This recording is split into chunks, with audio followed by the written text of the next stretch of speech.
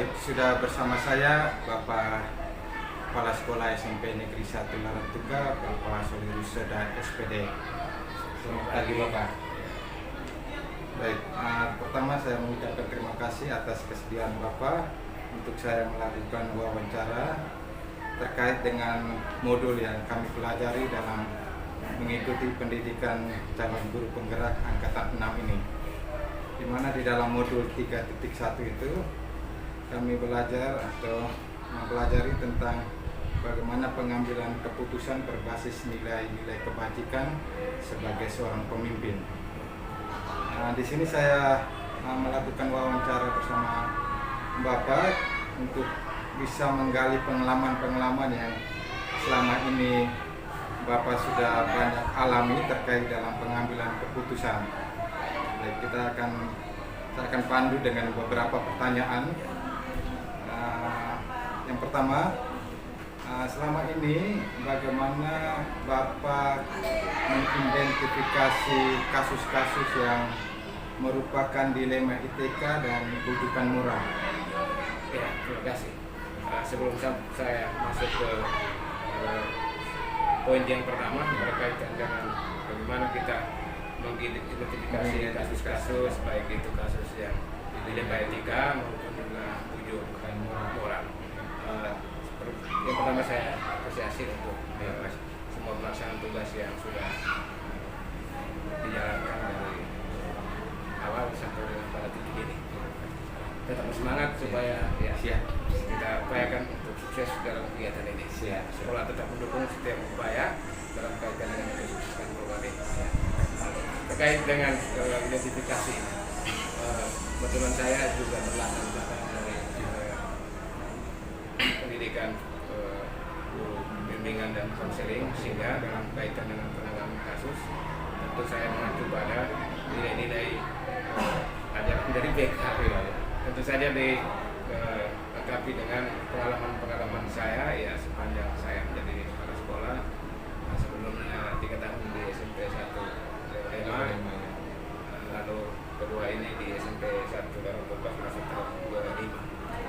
Bahwa di desa dengan di kota ada prinsip desa ya, karena kita hanya bahwa dalam kasus-kasus tertentu itu berbeda model yang kita alami, tapi dalam penanganannya sama ya, standarnya sama. Yang pertama, ketika menghadapi setiap persoalan baik itu dilema tadi, etika maupun juga rujukan moral, tentu kita harus memiliki data, utamanya data. Kita tidak bisa menangani sesuatu tanpa data yang akurat. Data yang akurat itu harus kita dapatkan dari sumber utamanya dan sumber-sumber lain yang kita percaya bahwa itu adalah juga data yang valid yang kita bisa gunakan untuk mendukung analisis dan sampai putusan akhirnya. Tentu dua hal ini, yang dilema etika dengan yang rujukan moral itu beda. Dilema etika itu yang ada persoalan yang kita hadapi dua-duanya benar. Ya. Atau bisa saja dua-duanya salah, ya, yang sama nilainya, sedangkan nilainya sama. Lalu yang rujuk moral itu tentu antara benar melawan salah, itu mudah. Kalau itu mudah kita putuskan.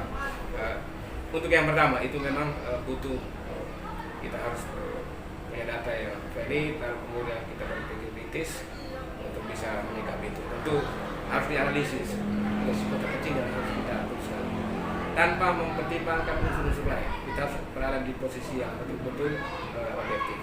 Jangan kita masuk dalam ranah yang subjektif, maka itu kita akan tidak bisa memutuskan. Lalu pada titik tertentu kita jangan mengangkat diri sendiri, harus melibatkan di semua komponen yang ada di sekolah ini.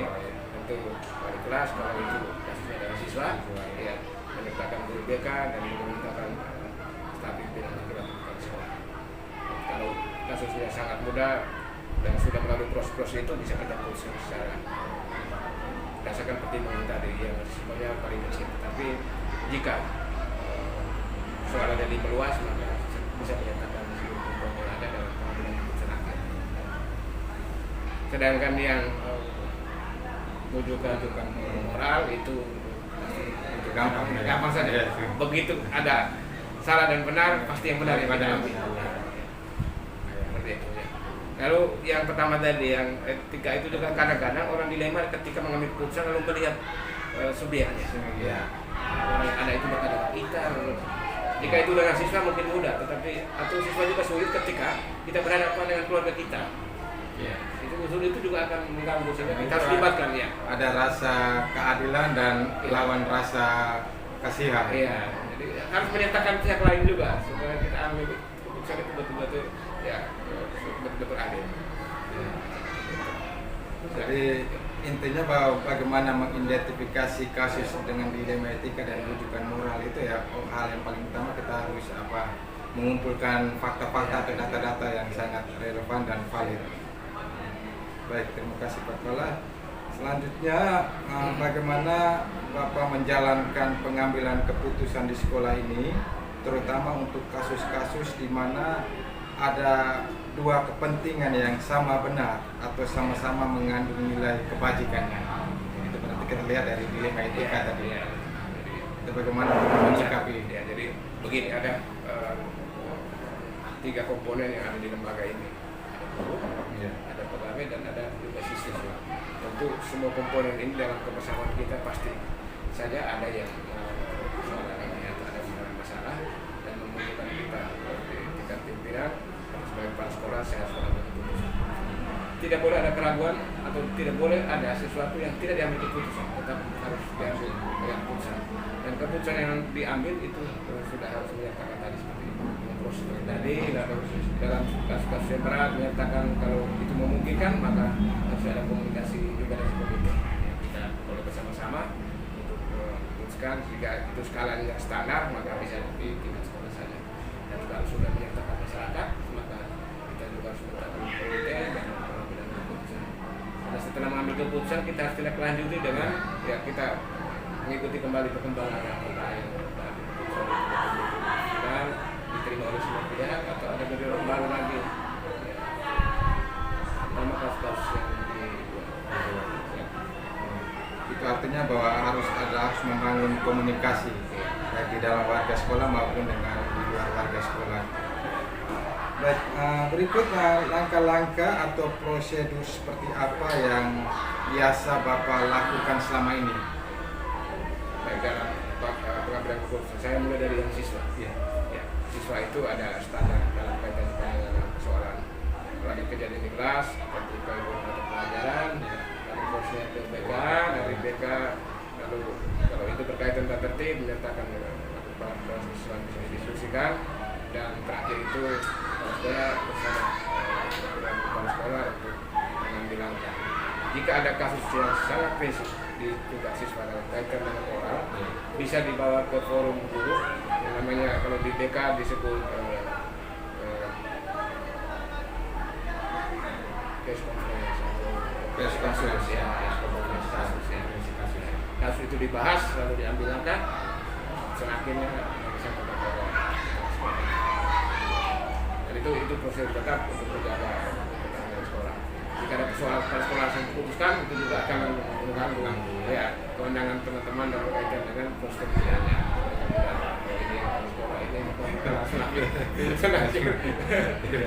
Tidak melibatkan stakeholder yang ada di sekolah. Baik, Bapak, terima kasih. Berikut hal-hal apa saja yang selama ini Bapak anggap efektif dalam pengambilan keputusan pada kasus-kasus dilema etika ini? Baik, saya tiga-tiganya saya langsung ya, baik itu siswa, baik itu guru, juga pegawai. Ada nilai yang selama ini saya rasakan bahwa setiap keputusan itu tidak menimbulkan gejolak baru, itu karena pemahaman orang, baik itu siswa dan orang tuanya dalam kasus tertentu, juga guru dan pegawai itu sangat kalau pemahaman mereka itu lemah, maka tetap akan ada ruang yang bisa menjadi pengaruh pihak-pihak lain. Saya karena sepanjang ini penjelasan dari sekolah terkait dengan persoalan terhadap dan langkah-langkah sampai dengan keputusan itu dipahami secara baik. Itu artinya orang mengerti tentang kasus dan ada di posisi mana yang bersangkutan. Selama ini ketika ada keputusan biasanya tidak ada gejolak baru. Ya, itu saya mengambil betul para siswa, kemudian para guru, pegawai dan juga karena yang selama ini saya alami bukan hanya siswa saja, ada guru juga, ya ada guru juga yang komunikasi itu akan ada yang berat sekali, sehingga juga diharapkan juga oleh. Baik, Pak. Terima kasih. Hal-hal apa saja yang selama ini merupakan tantangan dalam pengambilan keputusan pada kasus-kasus dilema etika? Tentu yang berkaitan dengan korban. Itu tantangannya adalah kita harus melepaskan mereka ke jalur hukum, juga itu proses yang satu. Nah, itu bagi kita merasa bahwa yang sesungguhnya bisa selesai di sekolah, tetapi kita menyatakan pihak-pihak lain agar misalnya kita sebagai kepala sekolah kita tidak tega kalau teman-teman langsung lepas ke jalur hukum. Tapi memang itu resiko yang dia harus dijalani. Ada pelanggaran hukum di situ. Ya, pelanggaran hukum. Itu juga harus kita lepas dengan penuh kesadaran untuk kita sampaikan ke mereka bahwa itu bagian dari hanya itu saja kan. Lain-lain rata-rata teman-teman di sini sungguh ketika ada soalan pelanggaran sesuai dengan sanksinya sesuai dengan kode etik guru, tata tertib guru dan pegawai, juga tata tertib siswa sehingga kita semua. Baik, berarti tantangan terbesar itu berkait dengan kasus-kasus yang dengan moral itu, karena apalagi sudah ke ranah hukum tadi. Ya. Kekerasan fisik kita belum gitu ya, sampai dengan sejauh itu. Ya. Baik, Pak Farid, terima kasih. Lalu, apakah Bapak memiliki sebuah tata kala atau jadwal tertentu dalam sebuah penyelesaian kasus? Dalam kasus dilema etika tadi, dan apakah Bapak langsung menyelesaikan itu di tempat atau memiliki sebuah jadwal untuk menyelesaikannya, serta bentuk atau prosedur seperti apa yang Bapak jalankan? Jadi apakah kasus itu langsung diselesaikan di situ atau memang ada jadwal yang sudah disiapkan? Kalau yang terjadwal memang tidak ada, karena kasus itu tidak kita programkan bahwa bulan sekian akan ada kasus. Kasus itu biasanya muncul karena seiring dengan kondisi yang terjadi di antara siswa atau juga guru atau juga pegawai terjadwal, sehingga ketika ada persoalan kita menghargai proses yang tadi. Ya, kalau itu bagi siswa ya perjalanan dari guru mata pelajaran sampai ke kurikulum. Tapi prinsipnya kita tidak ke menunda-nunda untuk mengambil keputusan. Makin cepat keputusan diambil, ya makin final sebuah persoalan itu. Final bahwa dalam arti orang bisa memahami secepatnya sehingga dia bisa ya berjalan sesuai dengan ketentuan. Kita tidak menunda-nunda, kalau menunda besok ada persoalan baru lagi, akhirnya semua persoalan ditunda-tunda. Tidak ada kepastian terkait dengan penyelesaian. Ya, sehingga kita memang sekolah besar, tapi komponen yang membantu juga banyak sehingga tidak ada soal yang ditunda sampai berminggu.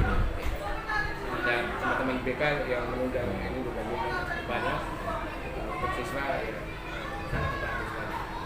Untuk guru skalanya kecil, karena guru teman-teman sudah bagus, sehingga itu terjadi.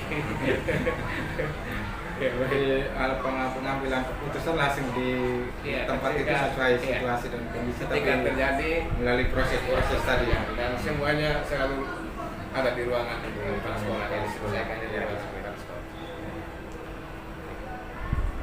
Berikut, adakah seseorang atau faktor-faktor apa yang selama ini mempermudah serta membantu Bapak dalam mengambil keputusan dalam kasus-kasus dilema etika itu? Tadi di bagian awal saya sampaikan kekuatan saya itu ada di tingkat yang terdekat dengan saya itu laki-laki kepala sekolah. Kalau pegawainya itu guru BK, kegiatan berikutnya itu ada di wali kelas dan guru mata pelajaran. Hampir semua yang berada di lembaga ini menjadi kekuatan saya dalam mengambil keputusan. Juga tidak kalah penting peran PJ sekolah. Dalam situasi tertentu, mereka sangat membantu sekali. Saya ambil contoh kasus yang kalau terjadi kalian luar sekolah. Apakah itu karena kejadiannya di luar, orang tua melakukannya langsung ke kepolisian, tidak melalui sekolah, anak ditahan. Lalu orang tua bertemu kepala sekolah meminta untuk pembebasannya. Asal komite kita mau komunikasi dengan pihak kepolisian dan itu kemudian ada yang dibebaskan, itu juga bagus. Anak-anak peristiwa itu dan sekarang ini perkelahian dalam skala besar tidak lagi dalam dalam proses itu. Juga untuk mengeluarkan mereka itu juga kita bersama dengan itu. Nah, sama kolaboratif sama komponen itu memudahkan kita dalam pengambilan keputusan. Kalau hanya mengandalkan satu orang dalam skala besar, itu tidak akan bisa menyelesaikan. Itu justru menimbulkan konflik baru dan akan bertumbuh subur. Jadi ada kolaboratif. Ya, kolaboratif ya. Dan itu memang harus. Baik, Bapak yang terakhir ini, dari semua hal yang telah disampaikan Bapak tadi, pembelajaran apa yang dapat Bapak petik dari pengalaman Bapak dalam pengambilan keputusan dalam kasus dilema itu? Simpul saya itu pada bagian yang tadi Pak. Ya. Jangan pernah mengandalkan kemampuan diri sendiri. Itu tidak akan pernah tercapai jika tidak bisa melakukan ini. Dan saya tadi beruntung bahwa semua komponen yang saya sampaikan tadi bekerja secara konsisten. Semua mengalir dalam satu hati untuk membangun kesempatan aplikasi ini. Baik Bapak Kepala, terima kasih untuk waktunya. Semoga sukses. Siap, ini kami selalu mendapat dukungan dari Bapak Kepala Sekolah. Jadi demikianlah wawancara kami bersama Bapak Kepala Sekolah di SMP Negeri 1 Larantuka. Yang perlu diketahui juga bahwa SMP Negeri 1 Larantuka ini adalah sekolah yang besar dengan jumlah guru dan pegawai itu 86 orang serta siswa itu 1050 orang. Jadi bagaimana seorang kepala sekolah, seorang pemimpin mengambil keputusan itu tidak dengan sendiri, tetapi ada kolaboratif, ada komunikasi di antara stakeholder yang ada. Baik, demikian wawancara kami. Terima kasih dan sampai jumpa. Sudah bersama saya di samping saya ini Kepala Sekolah SMPS Katolik Santo Yusuf Larantuka dengan Bapak Adi Balun. Jadi setelah kemarin saya melakukan wawancara dengan salah satu kepala sekolah di SMP Negeri 1 Larantuka yang juga merupakan kepala sekolah saya, dan pada kesempatan ini saya akan melakukan wawancara dengan Pak Adi selaku kepala sekolah di SMPS Katolik Santo Yusuf Larantuka terkait dengan pengambilan keputusan berbasis nilai-nilai kebajikan sebagai pemimpin. Baik, selamat siang Pak Kepala. Selamat siang. Apa kabar hari ini? Baik. Baik, luar biasa. Baik, jadi sesuai dengan saya sampaikan tadi Pak Kepala bahwa saya hari ini harus melakukan wawancara dengan kepala sekolah yang lain terkait dengan materi yang kami pelajari di dalam pendidikan calon guru penggerak angkatan 6 ini. Pada modul 3.1 itu materinya pengambilan keputusan berbasis nilai-nilai kebajikan sebagai pemimpin. Saya akan menggali pengalaman Pak Kepala terkait sebagai pimpinan di lembaga ini, tentang bagaimana pengalaman-pengalaman itu ketika Bapak membuat satu keputusan dalam mengambil sebuah kasus, terutama kasus-kasus yang berkaitan dengan dilema etika ataupun bujukan moral. Baik Pak Kepala, saya pandu dengan beberapa pertanyaan.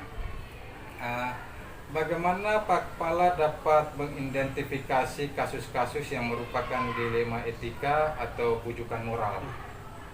Baik, sejauh ini yang bisa saya pahami terkait dilema etika dan bujukan moral bahwa dilema etika itu adalah pengambilan dua keputusan yang punya kepentingan yang sama. Sedangkan bujukan moral adalah pengambilan dua keputusan yang mana satu keputusan itu benar dan satu keputusan itu salah. Jawaban saya cuma itu.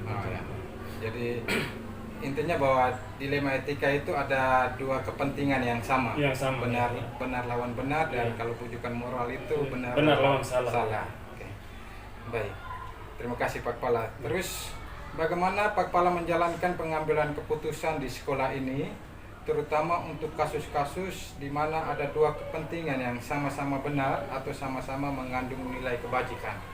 Jadi ini kita berkaitan dengan dilema etika tadi. Dilema etika itu dalam pengambilan keputusan terkait masalah dilema etika, saya perlu mempertimbangkan nilai-nilai kebajikan, nilai kebenaran, dan nilai kemanusiaan yang ada di situ. Jadi dua keputusan itu, kalau keputusannya itu baik untuk kita semua, saya akan mengambil jalan tengah di mana saya tidak bisa meninggalkan satu keputusan dan lebih mengutamakan keputusan lain. Artinya dua-duanya ini kita harus jalankan bersama, karena mengingat dia menyangkut nilai-nilai kebajikan tadi, sehingga kita tidak meninggalkan satu keputusan dan tidak merugikan siapapun. Kalau menurut saya gitu. Artinya bahwa intinya keputusan yang ambil juga tidak berdampak pada merugikan atau membuat orang lain merasa tidak nyaman begitu. Jadi semuanya harus merasa nyaman dengan keputusan itu. Baik, terus langkah-langkah atau prosedur seperti apa yang biasa Pak Kepala lakukan selama ini? Prosedurnya yang pertama pasti kita mengidentifikasi dulu masalahnya.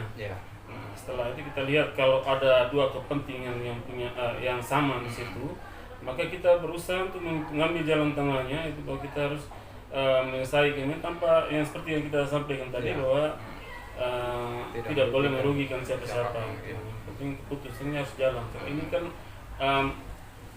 antara aturan versus moral yang jalan seperti itu. Jadi intinya bahwa mengidentifikasi dulu kasus itu masuk dalam dilema etika atau bujukan moral. Nah, kalau sudah sampai di dilema etika, nah itu kita butuh sekali kebijakan dari saya sebagai seorang pimpinan. Baik. Berikut hal-hal apa saja yang selama ini Pak Kepala anggap efektif dalam pengambilan keputusan pada kasus-kasus yang dilema etika tadi?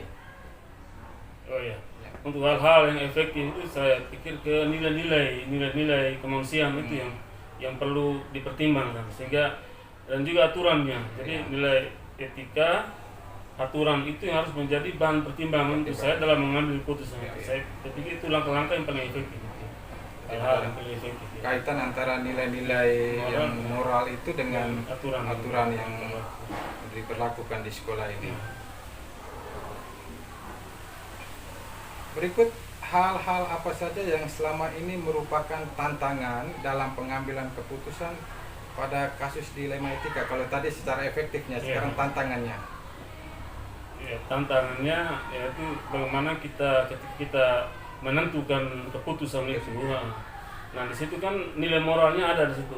Nah, saya ambil contoh ya, kalau ada guru yang tidak pernah ke sekolah dulu. Nah, langkah apa yang saya ambil? Kalau saya memecat dia, apa yang harus dia lakukan untuk menafkahi keluarganya, itu yang menjadi tantangan. Ya, tantangan seperti itu yang harus kita minimalisir dari dari pengambilan keputusan itu. Jadi kedua kepentingan itu memang benar-benar harus di-sharing matang-matang dalam pengambilan keputusan. Dari persoalan itu semua yang tadi Bapak sampaikan, Pak Kepala sampaikan itu, apakah Pak Kepala memiliki sebuah tata kala atau jadwal tertentu dalam sebuah penyelesaian kasus dilema etika, dan apakah Pak Kepala langsung menyelesaikan itu di tempat atau memiliki sebuah jadwal untuk menyelesaikan, serta bentuk atau prosedur seperti apa yang Pak Kepala jalankan? Jadi mungkin dari kasus dilema etika itu apakah terjadwal dulu atau memang langsung diambil keputusan di saat itu juga? Saya berpikir begini, Pak ya, kalau kita mengambil keputusan terkait dilema etika itu tidak bisa kita buat penjadwal, karena masalah itu kan muncul kan kita tidak duga-duga dan tergantung pada kapan masalah itu muncul. Dan saya mengambil langkah itu adalah penyelesaian di tempat yang lebih efektif, supaya jangan ada penjadwalan lagi. Karena dengan menjadwal itu kita terkesannya melakukan pembiaran terhadap pelanggaran itu. Keputusan kasus itu datang tiba-tiba langsung hari itu juga diselesaikan, tidak ditunda-tunda biar tidak ada pembiaran di situ. Oke, baik. Selanjutnya, adakah seseorang atau faktor-faktor apa yang selama ini mempermudah atau membantu Pak Kepala dalam pengambilan keputusan berkaitan dengan kasus-kasus dilema etika ini? Ya, sebagai kepala sekolah tentu saya punya staf, saya punya bawahan. artinya dari teman-teman guru itu kan saya anggap mereka sebagai teman untuk sharing. Jadi ketika mengambil keputusan terkait itu saya juga minta pertimbangan dari rekan-rekan guru, itu lagi pas sekolah, di guru BPK juga untuk bisa memberikan masukan-masukan yang kemudian akan menjadi keputusan itu. Jadi melibatkan semua Iya. stakeholder yang Iya. ada di dalam lembaga pendidikan itu. Iya, Itu artinya kita berkolaborasi. iya, Yang terakhir ini Pak Kepala, iya. dari semua hal yang telah disampaikan, pembelajaran apa yang dapat Pak Kepala petik dari pengalaman Pak Kepala mengambil keputusan dilema etika selama ini? Bahwa untuk kasus dilema etika itu ketika kita mengambil keputusan terkait kasus ini, bahwa kita tidak bisa meninggalkan nilai-nilai moral. Iya. Walaupun kita punya aturan yang ada, cuma kita tidak boleh meninggalkan nilai-nilai moral itu. Ya, itu sejauh ini yang saya tahu terkait Pengambilan kasus keputusan dalam kasus dilema dilema etika. etika. Ya. Baik, terima kasih Pak Ya, Kepala terima untuk kasih, ya. kesediaan waktunya, dan sekian wawancara saya bersama Kepala Sekolah SMPS Katolik Santo Yusuf Larantuka, Bapak Adi Balun.